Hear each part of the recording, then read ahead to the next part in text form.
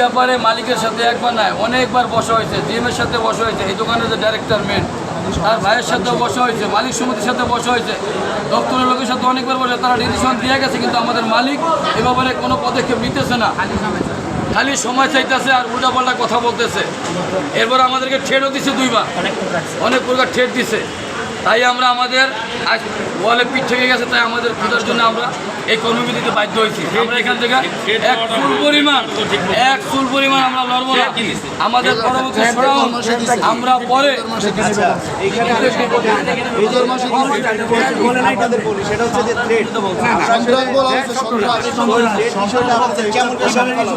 এই বিষয়টা বলা হয়েছে। আমরা যখন স্যারকে বলছি স্যার আমাদের যেই পাওনা আছে তা আমাদেরকে বেতন ঠিক করে দেন, সে আমাকে বলছে তোরা সন্ত্রাস, তোরা চাঁদাবাজ, তোরা গুন্ডা, তোদেরকে আমি দেখে নেব, মামলা হামলা করবো, ঝামেলা করবো। এই কথা একবার না 2-3 বার সে বলছে।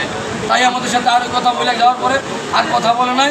সে ম্যানেজমেন্টে বাড়তি লোক আমাদেরকে সুচারিত করার জন্য বাড়তি লোক নিয়োগ দিয়েছে, 12 থেকে 15 জন, আমাদেরকে টর্চারিং করার জন্য, আমাদের ভিতরে ডিসিপ্লিন নষ্ট করার জন্য, আমাদেরকে ভয়ভীতি দেখানোর জন্য। তাই আমরা এই পদক্ষেপ নিতে আজকে বাধ্য হয়েছি। আমাদের পরবর্তী আলটিমেটাম আমাদের নেতা আছে ফেডারেশনের, আমাদের সরকারের অধিদপ্তরের লোক আছে, আমাদের পরিদপ্তরের লোক আছে, আমাদের ডিএমপি কমিশনার আছে, তাদের সাথে পয়সা দিয়ে আলাদা ফয়সালা না আপাতত আমাদের এই কর্মবিরতি উদ্যোগ থাকবো।